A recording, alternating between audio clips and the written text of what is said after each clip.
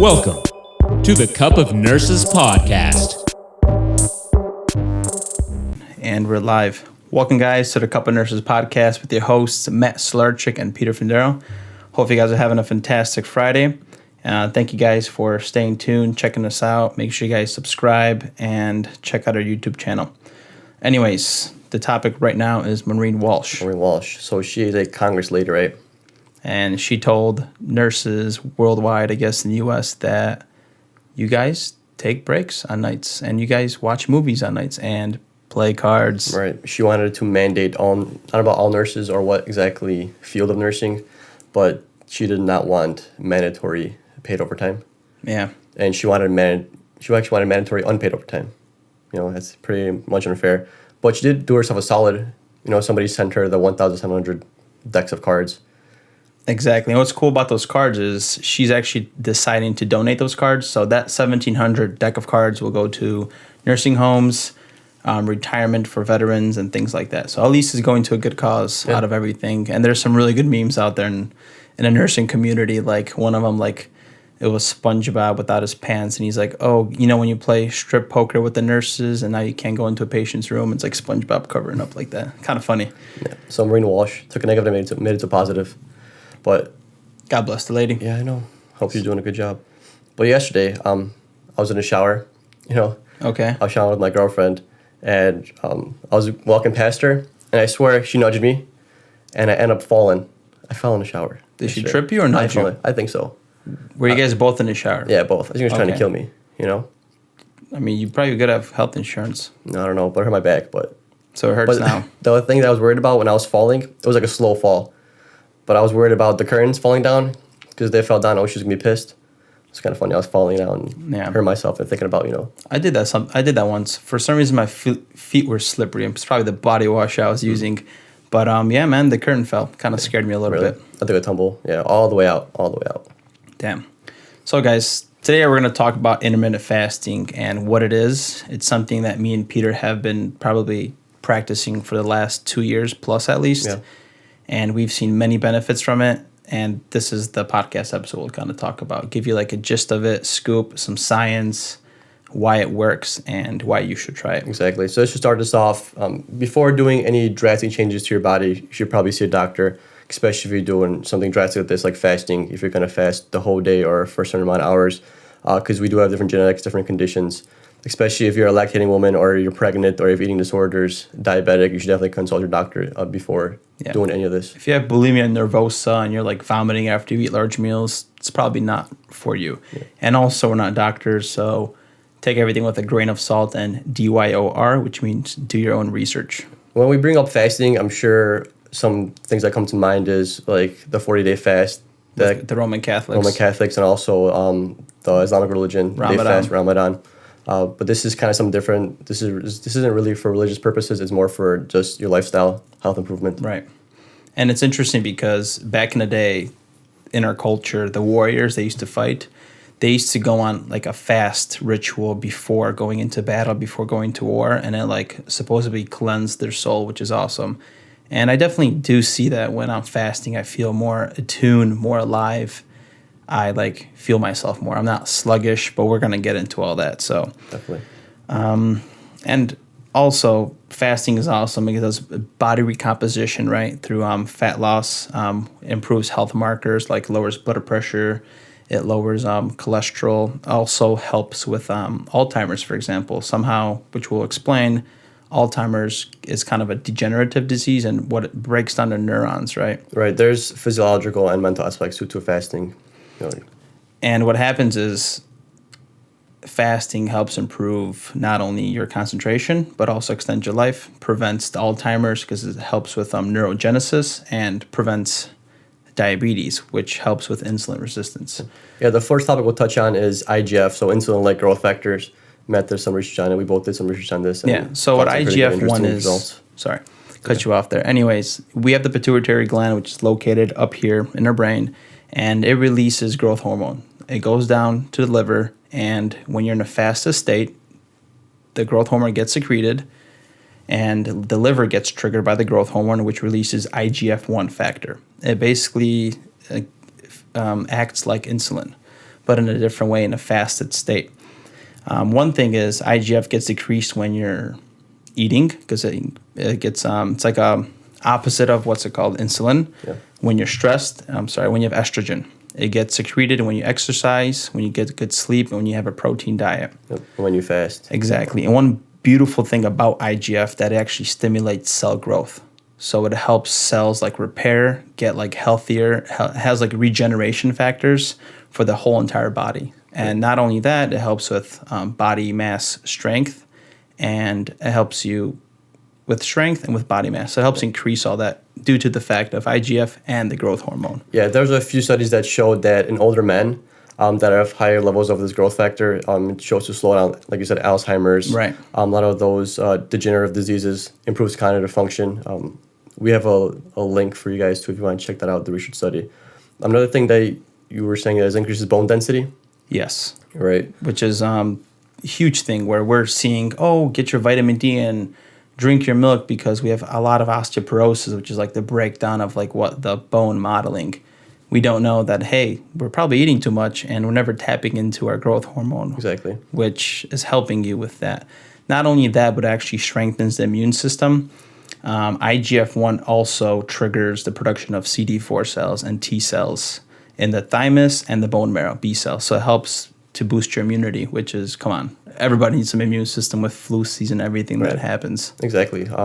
There is some downsides of it though, correct? Unfortunately, it is a growth factor, helps cells grow, and that includes all cells, right? Yes. So just like you said, it strengthens cells, it helps regeneration, but every single cell in your body doesn't pick right from wrong, just like an antibiotic doesn't destroy bad bacteria instead of good bacteria. So what happens is IGF-1 actually helps strengthen cancer cells. If we already have cancer, this might not be the best option, because it strengthens it, makes your body harder for it to fight. It's like a double whammy sword.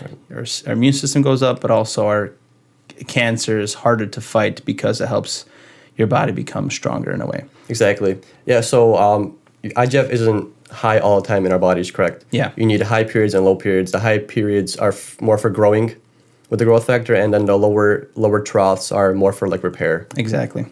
So you, just like with everything, you need balance, and I feel like this is like a bad side effect in a way, but if you're already eating healthy and you're helping your body prevent cancer, then there's no scared to do it. Exactly. If you already have cancer, that's probably something you should consult with your primary physician. And exactly. All that. And I'm sure they have therapies that target, certain cancers, which will make those cancer cells not grow as much, but the IGF will help out your good cells. I'm sure they have like some kind of gene targeting on those cells nowadays, but so it's just general. Exactly. And the research that I did, it said that breast cancer, prostate cancer, lung cancer, and colorectal cancer, you're more susceptible if you have a higher IGF concentration. Right. Those cells they grow more, right? They multiply more. Lung cancer or lung cells, the more. Okay. It's probably out of our pay grade there to find out why those cells are, but the research is there. The article will be included.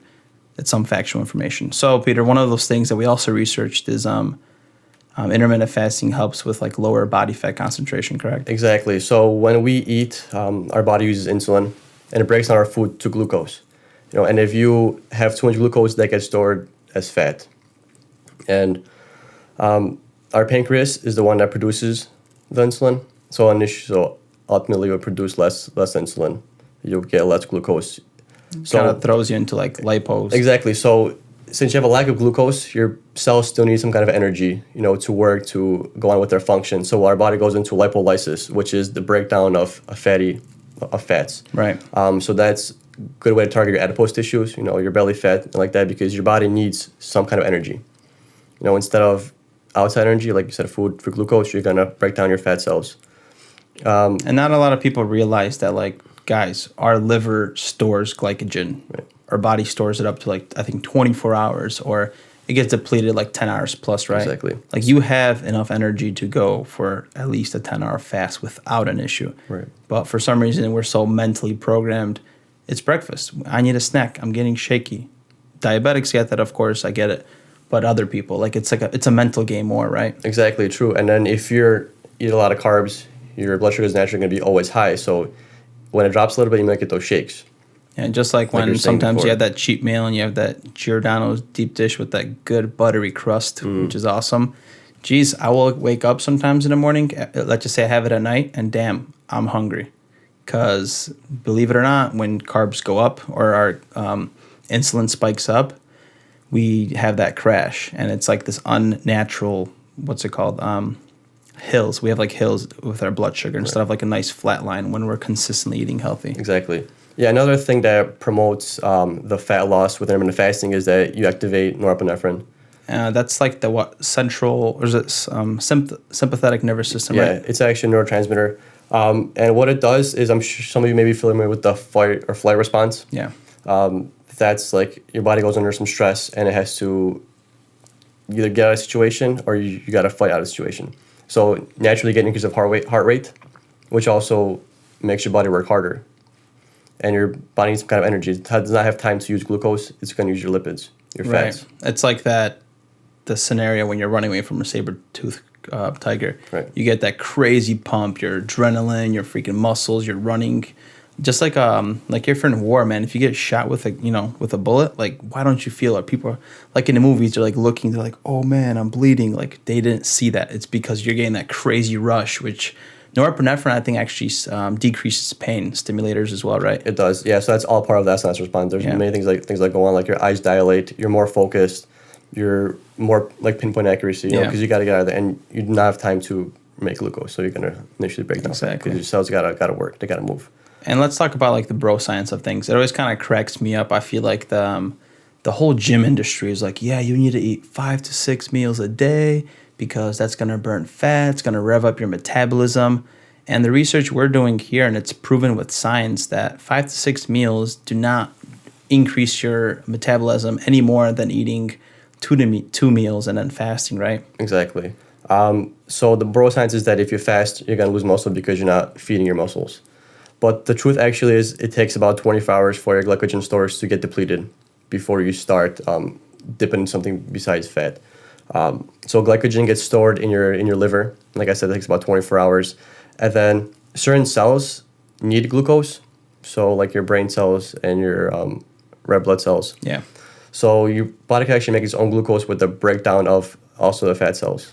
And it somehow breaks that down. So it's like sort of like ketosis, but also when your body breaks down fat, it creates something called glycerol. Glycerol gets converted into glucose, and the glucose is used by, let's just say, I think the brain functions on glucose primarily. Yeah. A lot of people are like, oh, you need to eat carbs. Well, in all reality, your body could make glucose on its own. Exactly. And plus, you're intermittent fasting, so you're not fasting forever. You're still going to refuel. So it's safe to say that you're not going to break down any kind of muscle until probably more than 48 hours. Right. And that's the problem with carbs that a lot of people don't know. We could just jump into some nutrition really quick. I call it the spillover effect. So imagine like having this cup right here, and your liver only stores so much amounts of carbs, right? We keep pouring the water, which is carbs, right, into our body, eating, and boom, the cup starts overfilling. What happens to the spillover effect? What happens to the excess carbs and calories we're eating? Goes into fat, gets stored. We can't do anything with that, unfortunately. But what the cool thing with fasting is we're depleting our tank in the liver with glycogen, so it's going down. Then you're eating, you're filling it back up, but you're never overflowing your body with excess calories and carbs, which keeps you in a nice fat-burning state in a way, helps you with body recomposition. That's why a lot of people, even myself, I'll testify that I feel more lean. So, yeah, and with fasting, studies have also shown that when you fast, you have a high resting energy expenditure. So even when you're sitting down and just hanging out, you're still burning calories. That's probably like the norepi, right? Since your heart rate gets increased, probably your metabolism in a way. Yeah, so even when you're just hanging out, you're still burning fat. And you don't need to eat 6 meals a day to burn fat. Unfortunately, yes, norepi stimulates and... Yeah, so imagine how much weight you could lose. Not that weight loss should be everyone's goal. Right. If you have a calorie deficit and you intermittent fast, you could definitely shed a lot of pounds. But it's also, I would say that fasting is more of like lifestyle than diet. I feel like it's like, I don't want to say it's a diet for me. It's a lifestyle, right? You continue to do it because you enjoy it. You feel better, right? In a way. Yeah, I mean, everyone's different goals. And someone's goal might just be to lose weight.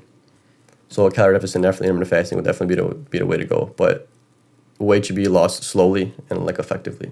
You don't want to shed 20 pounds in a week and dehydrate your body. Exactly. I think the healthy way is to lose a pound a week. Yeah, I think that's which what they is say. about 500 calorie deficit a day. Because what is an average pound? 33,500 calories. So if you have a 500 calorie deficit throughout the week, you lose a pound a week, which is pretty healthy. And that's how I like track like my weight loss or weight gain or like calories, or let's just say I want to maintain. I'll hop on a scale every 2 days. Yeah. And if I feel that my weight is going up, I'll eat a little bit less that week, or I'll eat a little bit less for the next 2 days. Hop back on a scale in the morning, check it again, and just kind of go from there. Yeah, unfortunately, I was trying to gain weight. I had to stop intermittent fasting for a few months just because how busy my days were. I didn't have enough time. Full disclosure, Peter got a belly. I seen it. Yeah. I'm telling you guys the truth. It's okay. I'll get rid of it. But definitely, if you want to gain weight, it might be a little hard. Depends on how busy your day-to-day activities are. But I did have to drop it for like 3-4 months just to gain weight. And without intermittent fasting, I definitely slacked. I felt like intermittent fasting held me to a higher standard. I started just like snacking more and stuff like that. It's self-discipline. I think fasting is self-discipline. It creates like, it just mentally you just say no. Right. And without the discipline, you wake up, you're like, yes, I'll Exactly. have that. And another cool thing is like when you wake up, your growth hormone, which is helping with all the muscle building, all these good benefits, it's cranked up. It's high because your insulin is low because you slept. And unfortunately, the first thing we do is when we wake up, we have breakfast. We break the fast. We don't have to have it in the morning. We could last a couple hours and get all those awesome perks and benefits of fasting. Exactly. There's like this stigma that people say that breakfast is the most important meal of the day. But many times I wake up in the morning and I'm not even hungry. So why would I eat when I'm not hungry? Doesn't really make any sense, you know? And I'm sure it happens to everybody, but since the stigma says that breakfast is the most important meal of the day, people just eat because like they have to. I feel like we're sheep. We're just kind of following a little bit of the news, a little bit of the hype, and we don't think enough for ourselves. Right. Yeah, since we're on human growth hormone, it's produced in the pituitary. It's something that we all need to properly develop, you know, as human beings. A lot of deficiencies, they can increase body fat, decrease bone density, lower muscle mass. So osteopenia and sarcopenia is what they're referred to. What is sarcopenia, for those that don't know? That is decrease in muscle mass. Cool. I did not know that, to be honest, myself. I just learned that right now. Noted. Yeah. So if low levels, you know, you don't grow properly, so that kind of makes sense. You know, weak, brittle bones, less muscle. You know, that comes with the word. It's counter-regulatory hormone, so it counters insulin. So like you said, it was highest when you wake up because there's least amount of insulin. And this also promotes lipolysis. So the exact opposite of what insulin does. So insulin promotes a breakdown of glucose. This promotes lipolysis. So once again, you're losing more fat. Yeah. You know, you're using your fat for energy and instead of the glucose. Yeah. A cheat sheet for that. Arrow up, arrow down. When insulin is up, growth hormone is down. When the growth hormone is up, insulin is down because you're in a fasted state. You're not in a fed state. Yeah. Go simple as that. And then what I'd like to touch up on as well with these awesome benefits is something called autophagy, which probably not a lot of people know about, but it's basically called self-clean. We have a mechanism in our body that allows to clean up ourselves, right? We're able to clean up our old cells, our own debris. Like we have all these chemical reactions that are happening every single second in our body, right? Because we're technically electrical, right? Like chemistry. And it creates a lot of residue. It creates, like, let's just say, a lot of free radicals, which is a negative electron, right? That just kind of is bad for our cell. And we have antioxidants that help with that. But we have a mechanism that we could tap into in a fasted state that does the cleaning for us. Because not a lot of people know that when you're digesting food, it takes up so much, so much energy for your body to consume food, to digest it, and we're never tapping into this awesome effect, right? Exactly. You're basically cleaning out your body with damaged, broken cells, and you're focusing less on digestion, and you're getting resources from these damaged cells. Yeah. So we don't just break them out and get rid of them. You know, reuse these cells. You know, because they still have what potential. A smart body. I know, right? Isn't that crazy? It's intelligent. It's very good benefits. Since we're on autophagy, there's also, I don't know if you've ever heard telomeres. Telomeres, they're on endochromosomes, so every time our body or our cells go into mitosis and they replicate, they do shrink a little bit.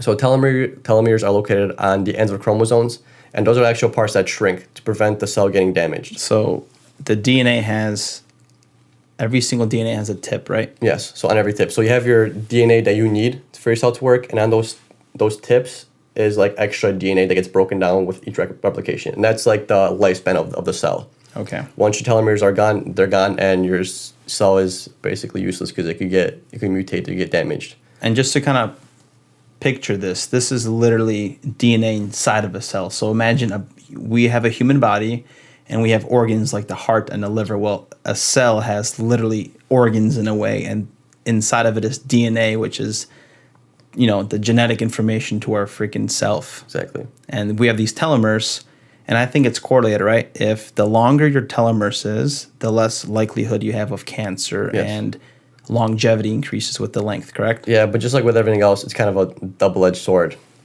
Mainly because if cancer does happen and they have longer telomeres, then they're going to replicate more. Yeah.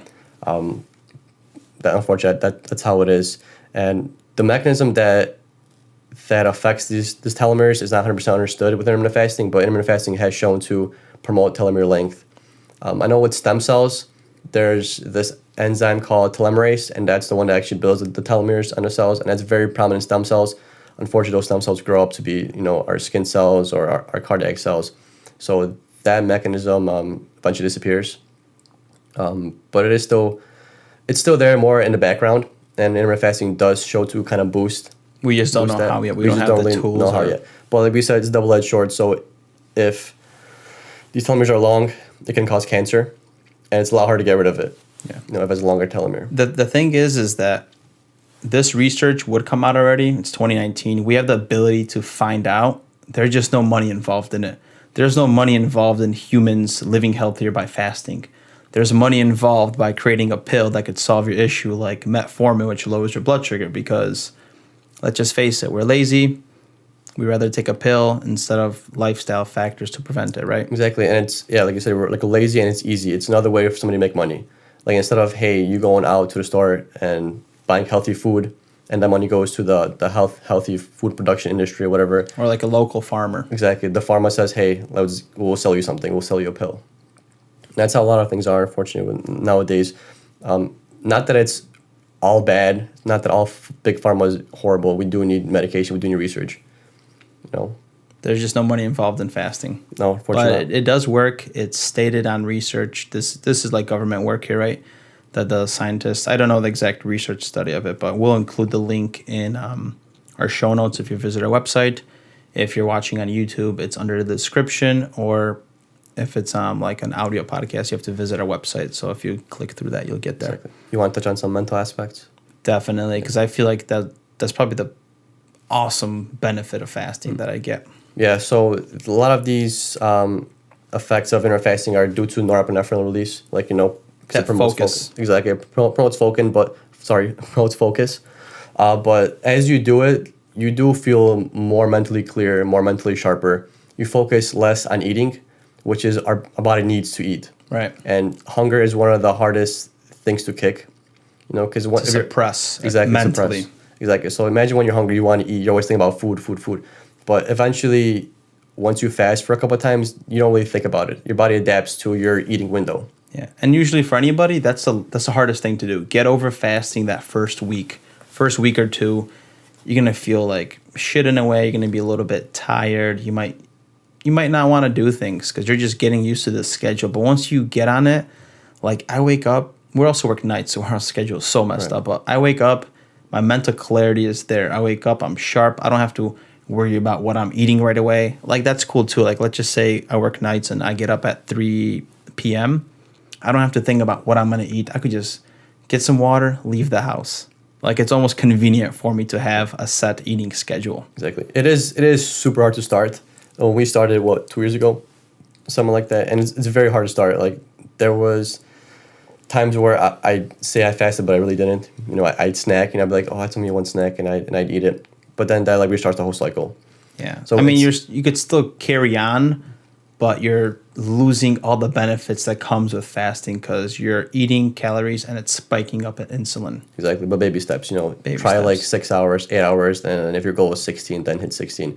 But the thing is, it builds like stronger mental strength. You could say stronger mental strength. It basically Mentally, it's self-discipline. Long Exactly. story short, just like Ramadan, these people freaking don't eat all day, which is nuts. And yeah, it's almost like they say it's spiritual where you connect with God in a way, but that happens. And yes, you get in tune with yourself. You learn how much of a victim you are to food in a way, in your mind, how like you could free yourself from that. And you feel more free because you don't have to think about a snack because my fingers are shaking. I'm going to eat in, let's just say 12 hours or whatever the time is, and I'm good and I'm happy and I'm satisfied. Yeah, you feel complete because you're accomplishing goals and you're gonna see results like within a month or two. Yeah. It's real good. We didn't touch upon before we get into some other stuff. We didn't tell people what you could do while you're fasting. So we're into the episode. Let's tell people what they can do when they're fasting. What do you mean? So they know you can't eat calories, correct? Right. But what can you consume? Because we're not just not drinking water for 16 hours a day. Well, think about this as like a cleanse. If you could get away with 16 hours of just drinking water, that's real cool. I drink coffee on my fast. Yeah, I have a couple cups. But it's black. I try to keep it under 50 calories. I think that's like the recommended amount. A lot of times I'm under it. I don't eat any snacks. Like I said, like water, coffee, tea. And that's really all I really do.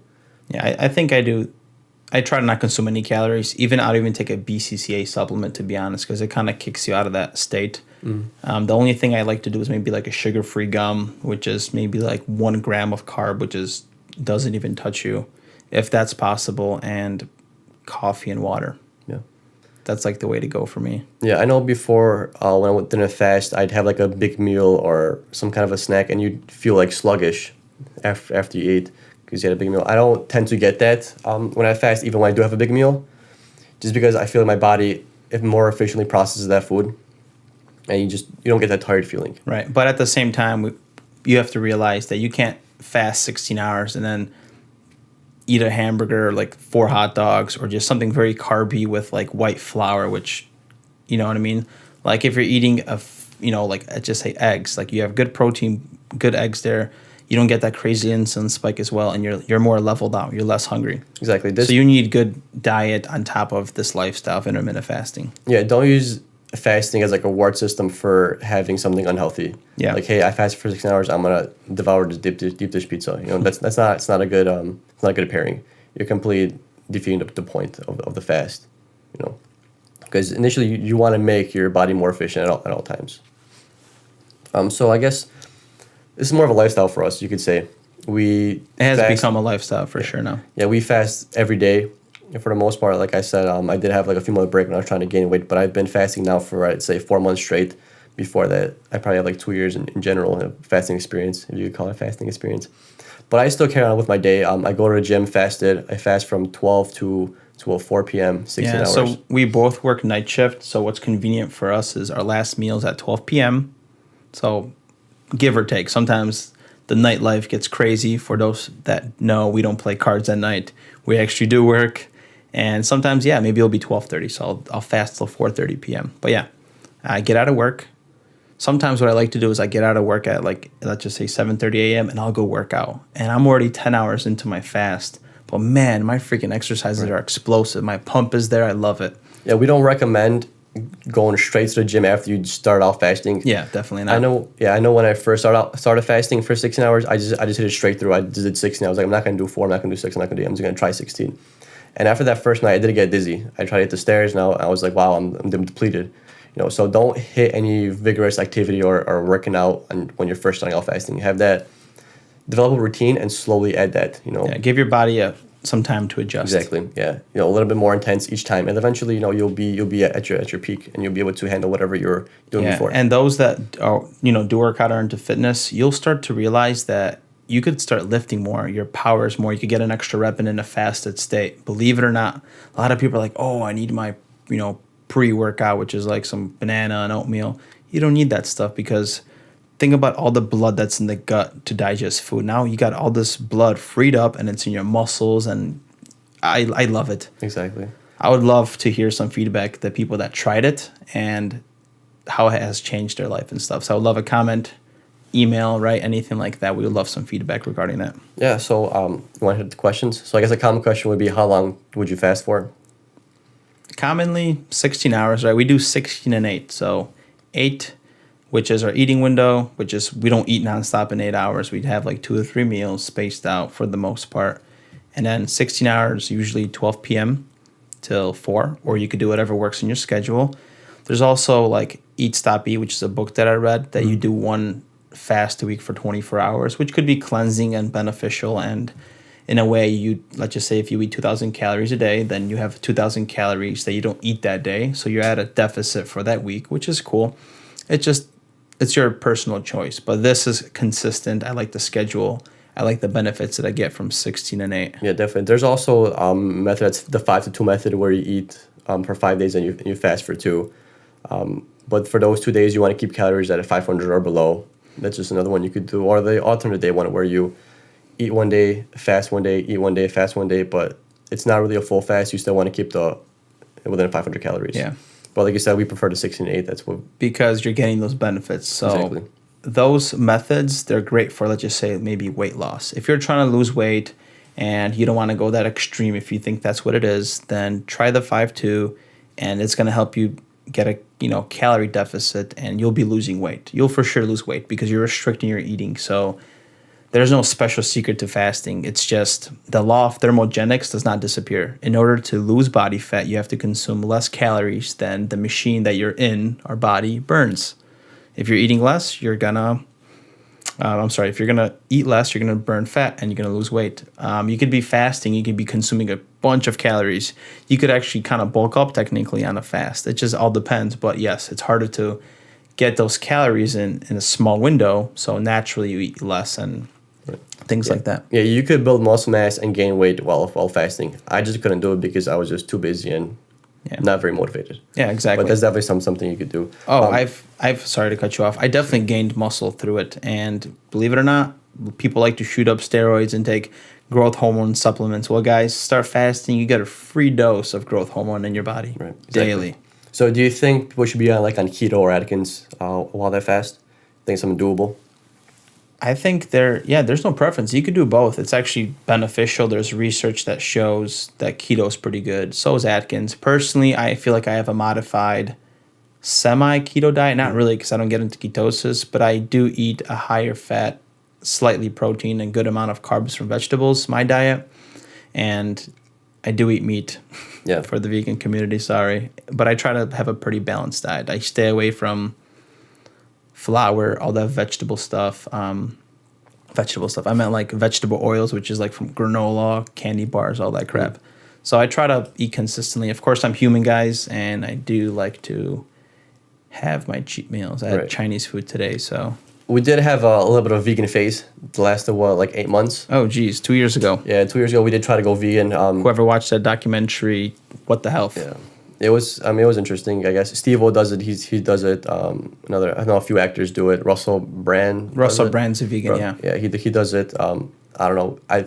It was easy when you were in a community where a lot of people are vegan, like in Colorado. That's when we first started. That's when we started. We watched What the Health when we were 2 weeks in Colorado, and then we went on this little spree, and one of our buddies said, I'm not doing this. So we had to find restaurants for him to eat meat. Wow, we found these little juiceries and this, what was that store called? Elephant Tree, whatever. Cool little shop where we had all this awesome vegan food. So it was easy doing it in Colorado because you had vegan stores everywhere. We came back to Chicago and we tried to continue on the vegan culture. But we ate Oreos instead because it was still vegan, but it was processed food. Right, but it's a lot harder to be vegan here in the south of Chicago with having a limited amount of... Not only that, but being from Polish culture, our parents make non-vegan food all the time. So it makes that so much harder. Being raised like that, our parents or my dad, he cannot give up bread and butter. Yeah, even though he knows it's bad, and I try to drill it into his head. Yeah, the fact that we were raised on meat, farm animals, dairy, all that, I feel like we were raised more on like a keto diet than We are, anything else. and it's kind of interesting because that book that I read, Deep Nutrition, it talks about the 4 pillars of life, which is the human diet. One of them is eating, like, let's just say organ meats, but it's eating also meat off the bone. Like if you're making like bone broth, which is like rosso with chicken noodle soup with actually bone chicken in it, it releases all these healthy like glucosamines, whatever, the things for the bones. I can't pronounce it. But all these healthy things that help bone function and all this stuff, and we're not consuming that. Same thing with sprouted foods. Also fermented foods, all those good probiotics. We've been eating technically fermented food in the Polish culture for a while without even realizing it. But those are healthy things that stray away from the Western culture with what we're getting fed right now. Yeah, I remember one time the guy told us, we asked him about a diet. It was at that vegan store, and we're like, "Hey, are you vegan? What do you eat?" And he says he eats everything under the sun. And I completely agree with that. I think the only thing he doesn't eat is red meat. He eats red meat maybe every 3 to 4 weeks. Yeah, which I completely agree with that. Everything on this earth is, I mean, not everything, but most things are here for us to consume, and I think we should consume them all. Some things need to be limited, like your dairies, like your bad fats, like your vegetable oil fats. But anything from the shelf. Exactly, but you do need all your nutrients, and you got to hit them all. Because even though you might be vegan, you might not be getting everything you need. Yeah, That's and people think issues. Also that they could take a multivitamin and that's going to solve their issue, and it doesn't. Right. Because you still have all these phytochemicals, all these live enzymes that are like in freaking broccoli and vegetables, and that does so much good. Like we haven't done enough research on vegetables and the benefits they have, because there's no money, of course, involved in it. There's money involved in what is it called, cancer treatments and big pharma. But anyways, like, eat your broccoli and fast, guys. Right. Eat what you got to eat. Eat it healthy, not processed, and fast, and you should be completely okay. No complaints.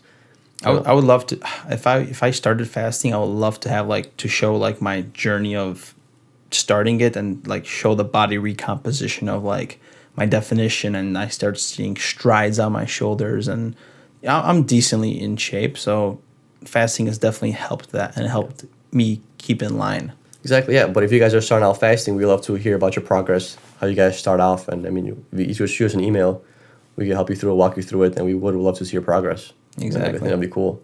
And then we also have resources for fasting. I think we have 2 articles on our website. We should include those as well in the show notes and on the YouTube links to check out and read about. This is something we have a lot of experience with. If anybody wants a follow-up video, right, let us know. Any Q&As, we could do that and answer all that stuff. So yeah, I mean, intermittent fasting is great. A lot of the positives have been done to, a lot of the positive associated with it have to do with decrease in insulin. A lot of the stuff that we talked about has to do with a lower insulin level, and that promotes a lot of good things in our body, autophagy, right, growth hormone. And there's research studies that show fasting and being even in a calorie deficit is linked to longevity. But we're always overfed. Exactly. We like supersized fries.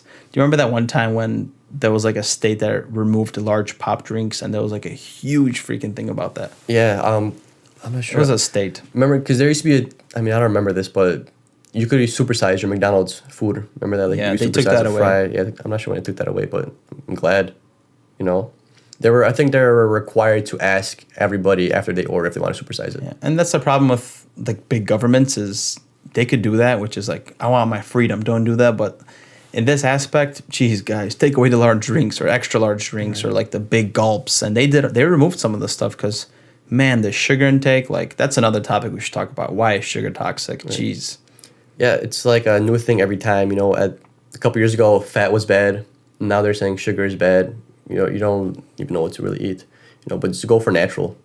Exactly. If you're eating whole foods, which is, vegetables, fruits, your beans, your sprouts, whole foods for the most, your poultry, eggs, you're eating healthy. Exactly. And not cooking with bad oils, you'll be feeling good. Yeah, evil makes you feel good and doesn't make you sluggish. Yeah, and then also what we recently started doing too is we started listening to our body more. So we don't eat just to get full because we're fasting.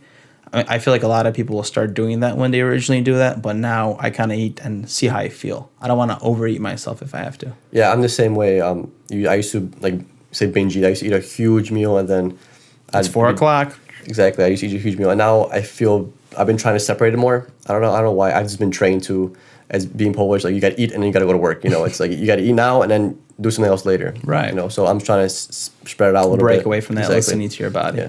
Yeah. I love the mental aspects of intermittent fasting. I feel like once you get past the uncomfortable point of like a little bit of dizziness and getting into the rhythm, I think it's amazing. Especially working out. I really like working out fasting. I feel like I get a better pump, you know? Heck yeah. Yeah, it's just instead of doing those like 6 meals a day and your body devoting all its resources and all its thought and work process just to breaking down food, it's able to do other processes more efficiently, like especially the liver. You know, the liver does a lot of crazy stuff. It's like our body's equipped with things to do and things to how to like properly what is it called? It has ways to fight infections and be clean and clean itself up, but we don't give the ability because of what we do. Exactly. So. Yeah, because as humans and as mammals and as animals, one of our priorities is we need to eat. You know, if you take away eating being number one and putting it off to a window, you go focus on a lot more other stuff. Completely agree. All right, guys, I think we should wrap that up. I think this was a pretty good episode. If you guys like it, give us a rating, give us a thumbs up. We love feedback. Yep. Follow and subscribe. Subscribe, and don't play cards for all the nurses that work night shift. Take care, guys. See you guys.